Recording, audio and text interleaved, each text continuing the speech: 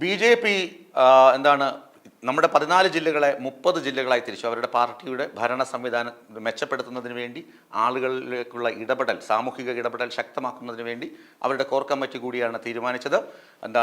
ഈ ജില്ലകളെ 30 ജില്ലകളായി തിരിക്കുക. അങ്ങനെ പല ജില്ലകളെ ഈസ്റ്റ്, വെസ്റ്റ്, സൗത്ത്, നോർത്ത് അങ്ങനെയൊക്കെ തിരിച്ചു. എന്നിട്ട് ഇപ്പോൾ ഇലക്ഷൻ നടക്കുകയാണ്. ജില്ലാ പ്രസിഡന്റുമാരെ കണ്ടെത്താൻ, അതായത് ഒരു ജില്ലയിൽ 2 പ്രസിഡന്റുമാരുണ്ടാകും. ആ തരത്തിൽ ഇലക്ഷനൊക്കെ നടക്കുകയാണ്. പലയിടങ്ങളിലും വോട്ടെടുപ്പ് പൂർത്തിയായി. ഇനി 2 ദിവസത്തിനകം തന്നെ സംസ്ഥാന കോർ കമ്മിറ്റി ചേർന്നിട്ട് RSSന്റെ നിർദ്ദേശാനുസരണം, RSSന്റെ നിർദ്ദേശം കൂടി മാനിച്ചിട്ട് ഇതിൽ പ്രസിഡന്റുമാരുടെ വോട്ട് എണ്ണി ആളുകളെ നിശ്ചയിക്കും. ഇതാണ് നടപടിക്രമം.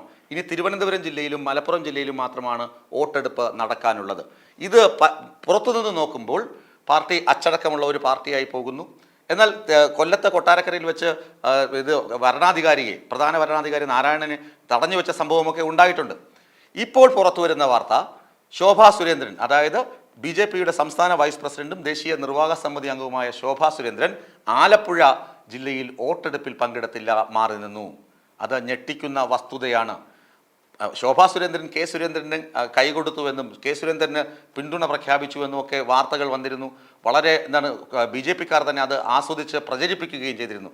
എന്നാൽ ഈ സംഘടനാ തെരഞ്ഞെടുപ്പ് നടക്കുന്നതോടുകൂടി നടന്നുകൊണ്ടിരിക്കവേ തന്നെ കൃഷ്ണദാസ് പക്ഷവും കെ സുരേന്ദ്രൻ പക്ഷവും പരസ്യമായി പോർവിളിക്കുന്ന തരത്തിലേക്ക് രംഗത്തെത്തിയിട്ടുണ്ട്. തിരുവനന്തപുരം, മലപ്പുറം ജില്ലകളിൽ ഒഴികെ എല്ലാ ജില്ലകളിലും കൃഷ്ണദാസ് പക്ഷവും സുരേന്ദ്രൻ പക്ഷവും ആളുകളെ നിർത്തി പരസ്പരം മത്സരിപ്പിക്കുന്ന രീതി എത്തിയിട്ടുണ്ട്. പലയിടങ്ങളിലും കൃഷ്ണദാസ് പക്ഷത്തിനാണ് മേൽക്കൈ ലഭിക്കുക എന്ന അഭ്യൂഹവും പരക്കുന്നുണ്ട്. ആ അവസരത്തിലാണ് ആലപ്പുഴ ജില്ലയിൽ നടന്ന തമ്മിലടിയും പൊട്ടിത്തെറിയും കാരണം ശോഭാ സുരേന്ദ്രൻ വോട്ടെടുപ്പിൽ പങ്കെടുക്കാതെ മാറി നിന്നത്. വൈകുന്നേരം 3 മണി മുതൽ 5 മണി വരെയാണ് വോട്ടെടുപ്പിൻ്റെ സമയം കഴിഞ്ഞ ദിവസം പ്രഖ്യാപിച്ചിരുന്നത്. സ്ഥലത്ത് ഇല്ലാത്ത ആളുകൾക്ക് ഓൺലൈനായി വോട്ട് ചെയ്യാൻ അവസരമുണ്ടായിരുന്നു. ഇനി വാട്സപ്പിൽ മെസ്സേജ് അയച്ച് വോട്ട് ചെയ്യാൻ അവസരമുണ്ടായിരുന്നു. നാട്ടിലുള്ളവർക്ക് രഹസ്യ ബാലറ്റിലൂടെ വോട്ട് ചെയ്യാൻ അവസരമുണ്ടായിരുന്നു. ഇനി ഏതെങ്കിലും നേതാക്കളെ, ഇപ്പോൾ ശോഭാ സുരേന്ദ്രൻ ആലപ്പുഴത്തെ വരണാധികാരി 3 പേരാണ് വരണാധികാരികളായി ഉണ്ടായിരുന്നത് ആലപ്പുഴയിൽ.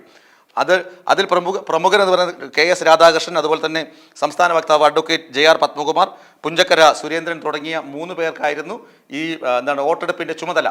ഈ 3 പേരിൽ ആരുടെയെങ്കിലും ഒരു മൊബൈൽ നമ്പറിലേക്ക് ശോഭാ സുരേന്ദ്രൻ വിളിച്ചിട്ട് എൻ്റെ പിന്തുണ ഇയാൾക്കാണ് എന്ന് പറഞ്ഞു കഴിഞ്ഞാൽ അത് വോട്ടായി.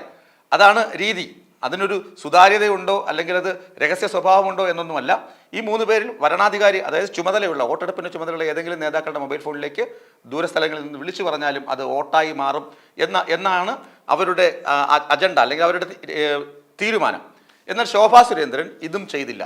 ഓൺലൈനിലൂടെ വോട്ട് ചെയ്തില്ല, വാട്സപ്പിൽ മെസ്സേജ് അയച്ചില്ല, എന്തിന് നേതാക്കളാരെയും വിളിച്ചു പറഞ്ഞില്ല, സ്ഥലത്ത് പോയി രഹസ്യ ബാലറ്റിലൂടെ വോട്ട് ചെയ്തതുമില്ല. ഞാൻ പറഞ്ഞുതരാം കാരണമുണ്ടതിന്. ആലപ്പുഴ ജില്ലയെ 2ആയി വിഭജിച്ചുവല്ലോ. നോർത്ത് എന്നും സൗത്ത് എന്നുമാണ്, അതായത് തെക്ക് വടക്ക് ആയിട്ടാണ് ആലപ്പുഴ ജില്ലയെ വിഭജിച്ചിരിക്കുന്നത്. കൊല്ലത്താണെങ്കിൽ കിഴക്ക് പടിഞ്ഞാറായിട്ടാണ് വിഭജിച്ചിരിക്കുന്നത്. ഇവിടെ തെക്ക് വടക്ക് എന്ന് വിഭജിക്കുമ്പോൾ ശോഭാ സുരേന്ദ്രന് മേൽക്കൈയുള്ള മേഖലകളുണ്ട്. ആ മേഖലകൾ പലതും തെക്കോട്ട് പോയി. വടക്കാണ് ശോഭാ സുരേന്ദ്രന് വോട്ടുണ്ടായിരുന്നത്.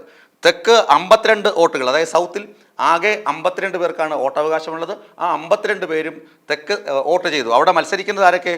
MV ഗോപകുമാർ, നിലവിലെ പ്രസിഡന്റ് MV ഗോപകുമാർ മത്സരിക്കുന്നുണ്ട്. MV ഗോപകുമാറിനെതിരെ സന്ദീപ് വാചസ്പതി, ലോകപ്രശസ്തനായ BJPയുടെ വക്താവാണ് അദ്ദേഹം. സന്ദീപ് വാചസ്പതി മത്സരിക്കുന്നുണ്ട്. അതുപോലെ തന്നെ B കൃഷ്ണകുമാറാണ് മത്സരിക്കുന്നത് തെക്ക്. അവിടെ 52 പേർക്ക് വോട്ടുണ്ടായിരുന്നു. ആ 52 പേരും വോട്ട് ചെയ്തിട്ടുണ്ട്. ഇനി കോർ കമ്മിറ്റി കൂടി ആരാണ് അവിടെ തെക്ക് സൗത്തിൻ്റെ പ്രസിഡന്റ് ആരാകും എന്ന് അപ്പോഴറിയാൻ പറ്റും. ഇനി നോർത്തിലാണ് ശോഭാ സുരേന്ദ്രൻ. അവിടെ ആകെ ഉള്ള വോട്ട് അവകാശമുള്ള നേതാക്കളുടെ എണ്ണം 55ആണ്.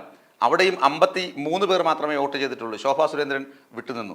ശോഭാ സുരേന്ദ്രൻ എന്തുകൊണ്ടാണ് വിട്ടുനിന്നതെന്ന് കാരണം തിരക്കുമ്പോഴാണ് ഞെട്ടിക്കുന്ന വസ്തുതകൾ പുറത്തു വരുന്നത്. തൻ്റെ സമ്മതം ചോദിച്ചില്ല. കോർ കമ്മിറ്റി കൂടി തെക്കെന്നും വടക്കെന്നും ഇന്ന പഞ്ചായത്തുകൾ ഈ വടക്ക് പ്രദേശത്താണെന്നും ഇന്ന പഞ്ചായത്തുകളും ബൂത്തുകളും കിഴക്ക് ഉത്തര വടക്ക് പ്രദേശത്താണെന്നും ഒക്കെ കണ്ടെത്തിയത് ശോഭാ സുരേന്ദ്രൻ്റെ ഇഷ്ടം നോക്കിയിട്ടല്ല. കാരണം ശോഭാ സുരേന്ദ്രന് മേൽക്കൈയുള്ള മേഖലകളുണ്ട്. കായംകുളത്ത്, അതുപോലെ തന്നെ കുട്ടനാട്, ഇങ്ങോട്ട് വരുമ്പോൾ കരുനാഗപ്പള്ളിയുടെ ഭാഗങ്ങൾ, അമ്പലപ്പുഴ, ആ ഭാഗങ്ങളിലൊക്കെ ശോഭാ സുരേന്ദ്രന് മേൽക്കൈയുണ്ട്. അവിടെയെങ്ങും ശോഭാ സുരേന്ദ്രനെ ടച്ച് ചെയ്യാൻ സമ്മതിച്ചില്ല. ആ മേൽക്കൈയുള്ള ഭാഗങ്ങളിൽ എല്ലാം വേറെ മേഖലയിലേക്ക് പോയി. അപ്പോൾ അതാണ് ശോഭാ സുരേന്ദ്രനെ ചൊടിപ്പിച്ചത്. താൻ ആലപ്പുഴയിൽ ഉണ്ടാക്കിയ ക്രെഡിബിലിറ്റി BJPക്ക് BJPയുടെ അടിത്തറ ഉറപ്പിക്കാൻ വേണ്ടി താൻ ചെയ്ത പ്രവർത്തനങ്ങൾ ഇതൊന്നും വില വയ്ക്കാതെ മുഖവിലയ്ക്കെടുക്കാതെയാണ് കാര്യങ്ങൾ ചെയ്തു കൂട്ടിയത്, ബി ജെ പിയുടെ സംസ്ഥാന ഘടകം ചെയ്തു കൂട്ടിയത്, കെ സുരേന്ദ്രൻ ചെയ്തു കൂട്ടിയത് എന്ന വിമർശനം, ആത്മരോഷം ശോഭാ സുരേന്ദ്രനെ വോട്ട് ചെയ്യാതിരിക്കാൻ പ്രേരിപ്പിച്ചു എന്നാണ് പാർട്ടിയുടെ കേന്ദ്രങ്ങളിൽ നിന്ന് ലഭിക്കുന്ന വിവരം. ഏതായാലും ബി ജെ പി പുറമേ നിന്ന് കാണുന്നത് പോലെ വളരെ പുനഃസംഘടനയൊക്കെ സുഗമമായി കൊണ്ടുപോവുകയല്ല. അകത്ത് പൊട്ടിത്തെറികളും ഗ്രൂപ്പ് വഴക്കും ചേരി തിരിഞ്ഞുള്ള പോർവിളിയും നടക്കുന്നുണ്ട്. അതുകൊണ്ടാണ് RSS നേതൃത്വം പറഞ്ഞത് ആരൊക്കെ പ്രസിഡന്റ് ആക്കണമെന്ന് ഞങ്ങളുടെ കൂടി തീരുമാനം അനുസരിച്ച് മതി ജില്ലാ പ്രസിഡന്റുമാരെ നിശ്ചയിക്കൽ എന്ന് RSS ഇടഞ്ഞു നിൽക്കുന്നതും. ഏതായാലും 2 ദിവസം കഴിയുമ്പോൾ അറിയാം ശോഭാ സുരേന്ദ്രൻ്റെ ബലം എത്രയുണ്ടെന്നും കൃഷ്ണദാസിൻ്റെ ബലം എത്രയുണ്ടെന്നും സുരേന്ദ്രൻ്റെ ബലം എത്രയുണ്ടെന്നും വ്യക്തമാകുന്ന ചിത്രമായിരിക്കും RSSൻ്റെ സഹായത്തോടു കൂടി കോർ കമ്മിറ്റിയിൽ നിന്ന് പുറത്ത് വരുന്നത്.